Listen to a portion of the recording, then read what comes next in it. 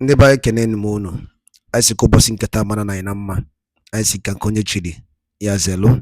Anyị dịka o si dị ya bụ Eastern News 24 ka anyị si na-ewetara ya bụ ozi unu je gị n'ugbu a n'iru akwụkwọ gbasịta maka ya bụ ife na-eme n'obodo nọ n'ime ya andụ nwere ụwa na-azọ n'ala Igbo. Anyị dịka o si dị ọ bụ na nke ụbọchị izi gị na-esere anyị n'iru akwụkwọ kaba arụ ka etosa ya bụ ozi ije gị n'ugbu a ka ọ rute ụmụnna ndị na-ebe dị iche iche ntị.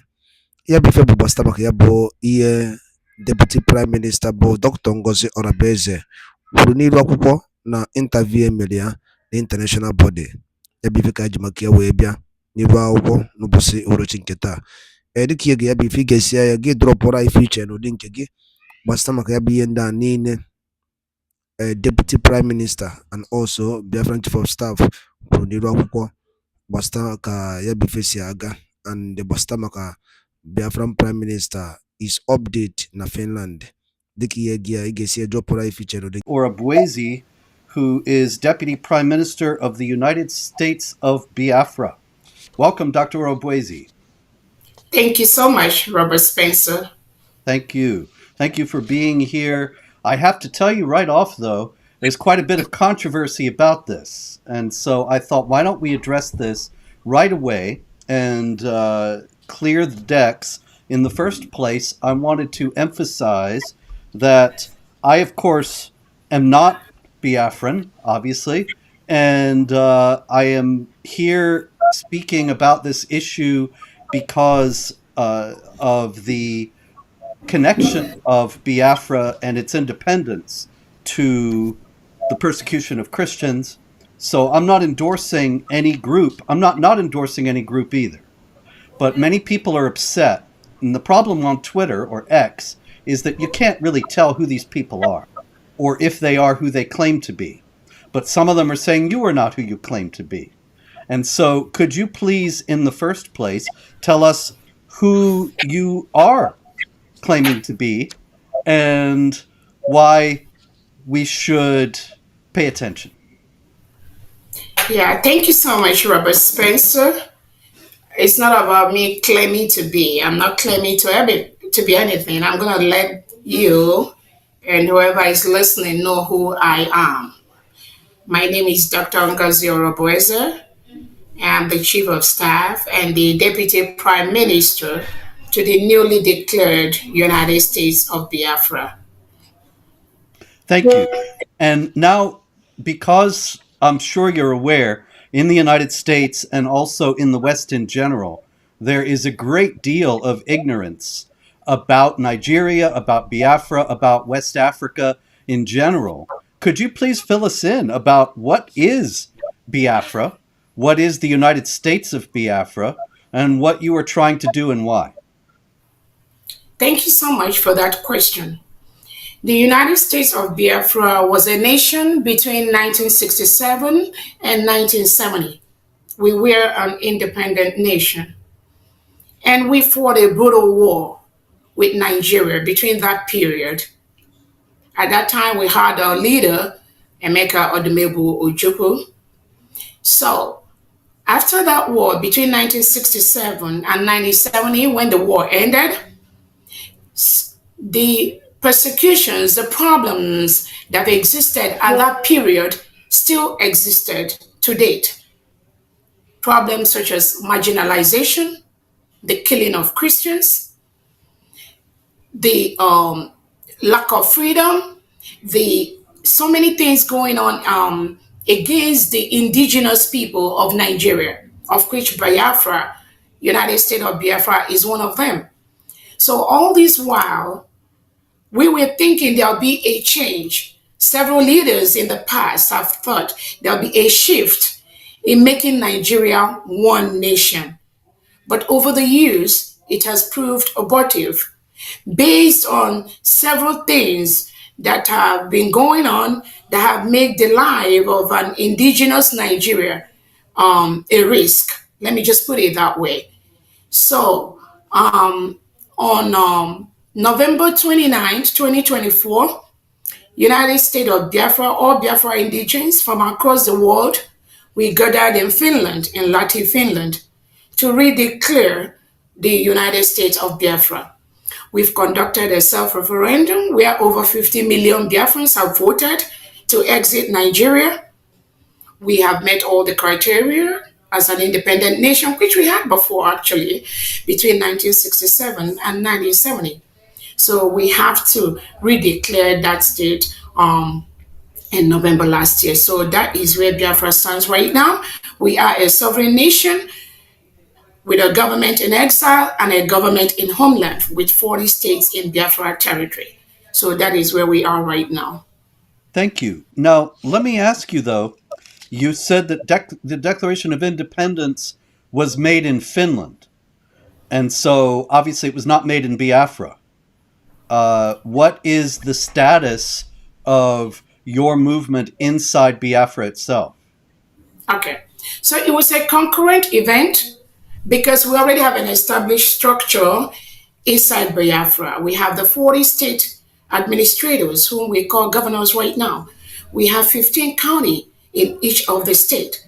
And then we have the districts and we have the wards. So while we were in Finland declaring the United States of Biafra, there were activities also in homeland in all the 40 states of the Biafra doing almost similar things that we were doing. So we have a very strong relationship between the United States of Biafra government from the Biafra Republic government in exile and the homeland de facto government. We work together.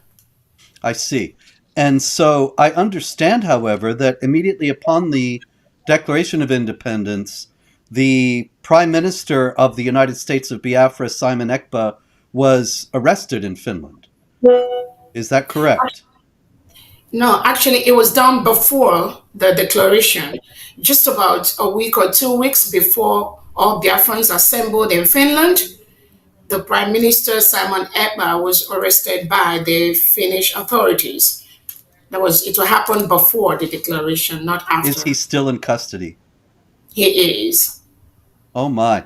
And I find that interesting, especially in light of the fact that another group, the indigenous people of Biafra, its leader, Mazi Nnamdi Kanu, is also in prison. And what is the relationship between your group and his?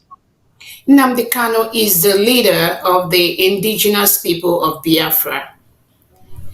Our Prime Minister for the United States of Biafra is Simon Ekpa.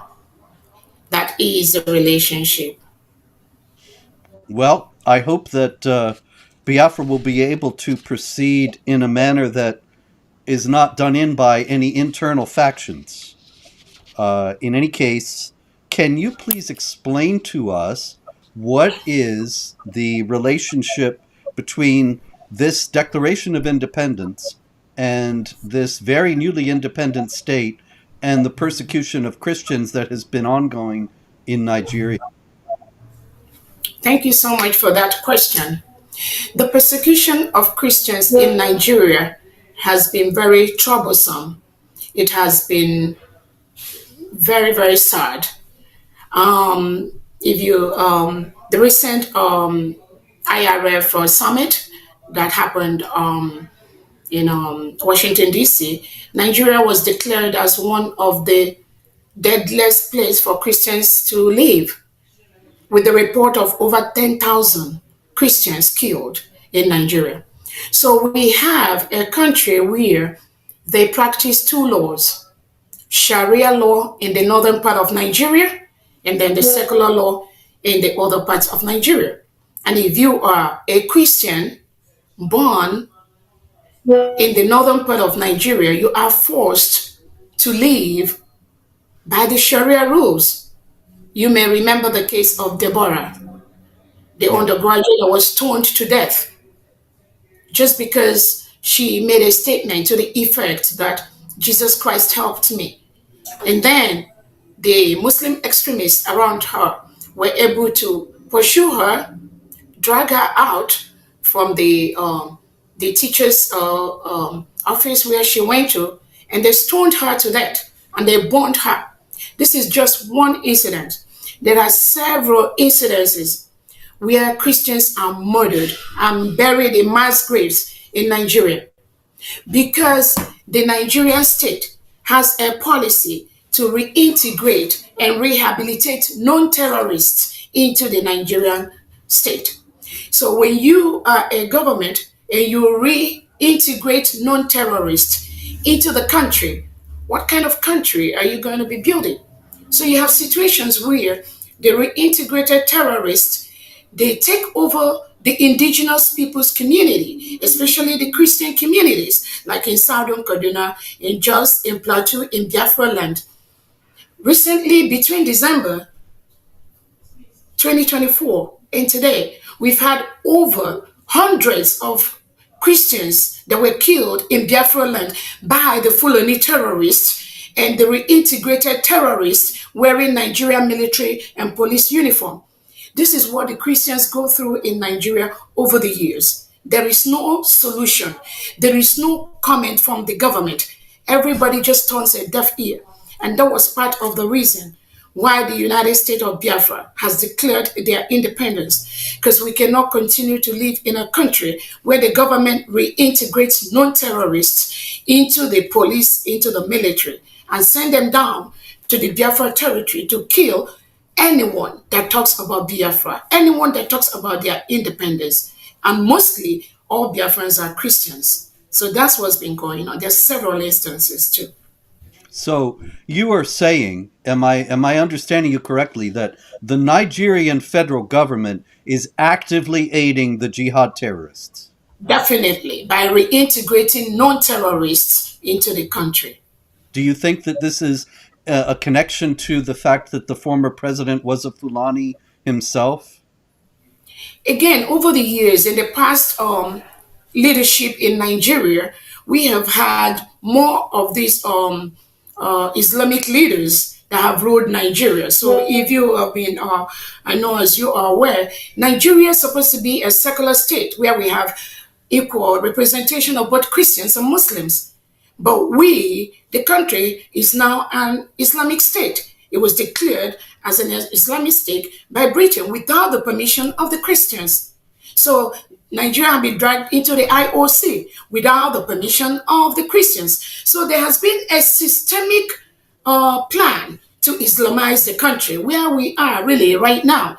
So it has been like that, and that is what is really going on, which has led to the loss of life of so many Christians and innocent indigents inside Nigeria. Yes. Thank you. With the leader of your movement in prison and Kanu in prison, what are the real prospects, though, for you being able to establish a genuinely independent state that is free from interference from the Nigerian government and military? Thank you so much for that question. So we've been following all the allowed laws that guide the establishment of a new nation. We have our geographical area already mapped out. We've been building alliances with countries like the Eritrean government in exile, the Ambazonia government, and several other countries that really recognized Biafra between 1967 and 1970, but never ever surrendered or said they no longer support us. So those alliances have been built.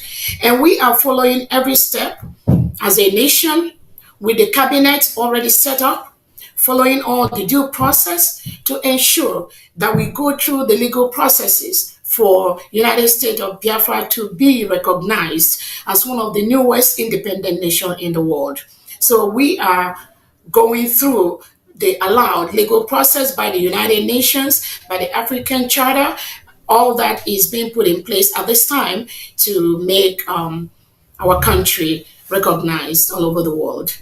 So have you received any positive responses from the UN or from other states or the United States for that matter? Again, all that is in process. Just remember, we just declared our independence in November 2024. So our legal department are putting all the right papers in the right table to ensure that those recognitions come. But like I said, we already got a couple of recognitions from some of our allies, and we are the nation was invited during the Donald Trump inauguration. We were in Washington, D.C., of which Nigeria was never invited. And I believe there's several human rights reports about the injustices, the abuse of human rights, the killing of Christians, both by the United Nations, by the African Union, and other bodies. So we are in the process of doing that, and we're getting a lot of positive response in building a very free nation, devoid of jihadism, devoid of persecution, where human rights are respected, where people rights are also respected. So we are in the course of doing that right now. That's fascinating. Did you say that the Trump administration invited your group to the inauguration and not the Nigerian government? Yes, yes. Nigerian government was not there, and if you recently Trump has cut off the U.S. aid to Nigeria, about $1.2 billion that they send to Nigeria every year. That has been cut off. It has been stopped because the abuse by the Nigerian government is huge, but at every step, they have used the network they have either in Europe or in France to suppress the freedom of indigenous Nigeria, especially the Biafrans. So even the United, when they arrested the leader Nnamdi Kanu, there was a committee set up by the United Nations to look into the case because Nigerian government planned and they kidnapped Nnamdi Kanu from Kenya to Nigeria. Nnamdi Kanu has been in DSS dungeon now for almost 5 years, going to 5 years. Even though there was a committee on the arbitrary detention of innocent citizens, that committee of the United Nations sat and they ordered Nigeria to release Nnamdi Kanu and compensate him. To today, that has not happened. So these human rights abuses is what even in the United Nations Committee on Human Rights 2 years ago, when Nigeria applied to be part of that committee, only Nigeria got only about 2 or 3 votes. Countries like Ghana, countries like Kenya are making huge impact in the areas of human rights, in the areas of freedom of their citizens. But Nigeria has been it's just a failed state, has been deteriorating by the second.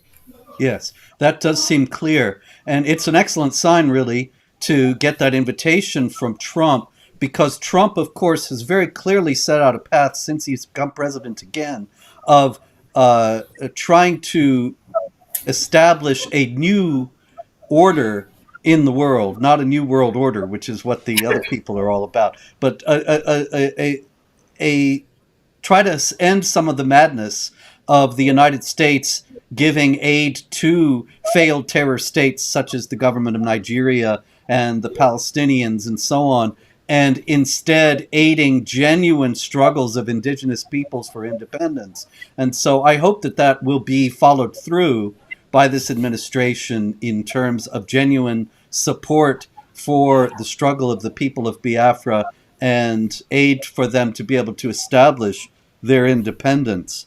What do you think of the prospects, however, on a more negative note, unfortunately, of a war starting like the war that took place between 1967 and 70? Thank you so much, and I thank you for that comment. Where the expectation of Biafrans is we get the support from the United States of America, and again, we already see some signs to that, and we are very, very happy at where we are right now.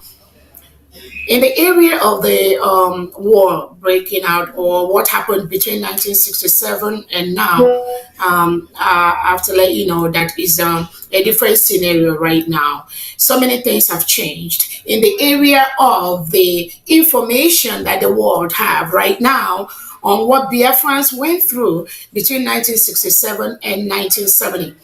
There's a lot of awareness right now that's being created by Biafrans all over the world that we all need to go home and develop our nation. Unlike in the past, where there is suppression, there's limited information of what is happening inside the Biafra territory. During the 1967 to 1970 war, Nigeria carried out a mass starvation of innocent kids. We are over 3 million, and almost 3 to 5 million innocent Biafrans were starved to death because they didn't have the right information. Some of the countries in the world didn't even know what is happening. So many things have changed. We don't expect that. The killings that have been done by the Nigerian state on a daily basis, even as of 2 days ago, some of the images are so gory. And when you see the pattern of these killings are patterned after jihadism, after the terrorism, because Biafrans are by nature very, it is difficult for Biafrans to spill blood. But what happens is that the delegitimized Nigerian governors that are occupying the Biafra territory in the southeast and south part of Nigeria, working collaboratively with the Nigerian state, they ship all these killers, all these mercenaries into the Biafra land. So the world has more information right now on what is happening in Biafra territory. That is why the way we are going about it right now is definitely going to be different from what obtained between 1967 and 1970. I certainly hope so. And in conclusion, what would you say to the Christians and other people of goodwill around the world about the struggle of the people of Biafra today? Thank you so much for that question. Christians in Nigeria are begging to leave. We are begging to leave. People are attacked in their homes with guns, with AK-47, with machetes. People are butchered while they are sleeping. Innocent children are butchered. Women and girls are raped in the bushes. Christians cannot converge and practice their religion securely and safely in Biafra land and in other parts of Nigeria. What I have to say is that we have to be persistent. We have to carve out a country where both Christians and Muslims have the right to exist without anyone killing each other. But what happens in Nigeria is that you have a country where there is an agenda to Islamize the whole country. And this plan is being perpetuated, is being carried out by the Nigeria state. Currently, the Prime Minister of the United States of Biafra is being detained and incarcerated in Finland by the Finnish authority on a very flimsy excuse that Simon Ekpa, who is our Prime Minister, is inciting Biafrans. How can you incite people that are just begging to leave? People that are killed by their hundreds every day. And we have our leader, Prime Minister Simon Ekpa, Nigerian government, through their foreign affairs minister, Bianca Ojukwu, has just laid up some truncated charges against our prime minister, and Finland arrested him just 2 weeks before we declared our independence. But Biafrans, mostly who are Christians, we were resolute. We all converged in Finland. We were able to declare our independence despite Finland holding our prime minister to truncate that process. So that shows that you cannot just defeat an ideology. We are Christians. We are begging to live. We do not want to live in a country whose policy is to rehabilitate and reintegrate non-terrorists like Boko Haram into the military, into the police. Nothing is secure. So I encourage Biafrans to be resolute. I encourage Christians all over Nigeria to be resolute. We have to stick our ground and ensure that it is okay for self-determination. It is okay for self-defense. These are rights that are guaranteed by the United Nations, by the African Charter. But the Nigerian government, as is currently constituted, is trying to take that freedom away from us. So we are not going to back down. It is our right to choose who is going to be our leader. It is our right to defend our people from the reintegrated terrorists that are coming to kill us. It is our right to go back and develop Biafra land. By the declaration we've done We are going to go home and practice our religion and not be scared. Just as it happens in near Ebonyi State few days ago, where people were in the church and they came in and gunned down almost 30 people. Just like that, including innocent children. These children did not commit any crime. Their crime is just to exist in a nation called Nigeria. How long are we going to be forced to live in a country where the president never make any statement to these killings? No remorse. The governor's nothing. All the governor did was do not retaliate. How long are they going to continue to tell us do not retaliate? And we are massacred by the day, by the night. So we are pursuing the course, our freedom to self-defend our land, to self-defend our people, using every legal available means to ensure that our people are not murdered every single day. Excellently stated, and thank you. I would observe that the government of Finland is acting like Western governments all over Europe as well as North America. They don't have any idea of the jihad. They don't have any idea what they're doing to their own countries by bringing in massive numbers of Muslim migrants. They will be facing the same thing that Biafrans are facing today in the future because of their short-sighted actions. And so I applaud you and thank you for calling upon Christians, upon Biafrans, upon all free people to be resolute. This is something that we all need to take to heart and be of good courage. Dr. Ngozi Orabueze, thank you very much for speaking with me, for bringing attention to these all-important issues. And I wish you and the Biafran people all success. May God bless your efforts and prosper them and enable you to establish a strong and independent state that will withstand all pressures from outside. Thank you very much again. Thank you so much, Robert Spencer, for having me. Thank you so much, and may God bless all of us. Thank you again, and until next time, everyone, pray, hope, and don't worry.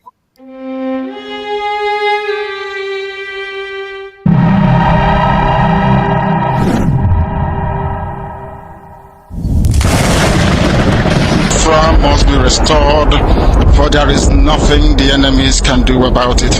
You brought Biafra that light may come into Africa. You gave us hope because we are in a continent of hopelessness. And by thy grace, Biafra shall be restored. We shall be resurrected. We shall crown our efforts with the glory by the grace of the Most High Himself. We are not strong. We do not pretend to be strong. All we do is to submit ourselves to your will, that your will may be done upon our lives. We have lost many people. We have lost so many good people. Their sacrifice will never be forgotten. We shall honor them, and for their sake Biafra will come. Because we are wandering all over the world, hoping against every hope that things will turn around for the better. It has never turned around for the better. Instead, it is getting worse. Please do not abandon your children. You have given us a commission, and we must accomplish it in our lifetime. Our enemies are equally important because they must listen. Those who do not love the truth must listen. Those who are beholden to darkness, they must also listen. For we are here to bring light upon a very darkened continent without Biafra. Africa is nothing without Biafra. There is no difference between a black man and a wild animal in the forest. We say every shred with every ounce of conviction. I welcome each and every one of you. If you're joining us for the very first time, this is Radio Biafra. This is how we do it. We magnify the name of the Most High before we do anything. That is why we are exceptionally formidable. That is why... n'ụbọchị uhuruchi nke taa na Eastern 24 gbasata maka ya bụ international interview mere Dr. Ngozi Orabueze gbasata maka the update on Biafran Prime Minister. Ka ife were ikwu gbasata maka ya bụ ife drọpụrụ ife iche na Eastern News 24 bụ ebe si onye wetara ya bụ ozi ngwa na ka emesịa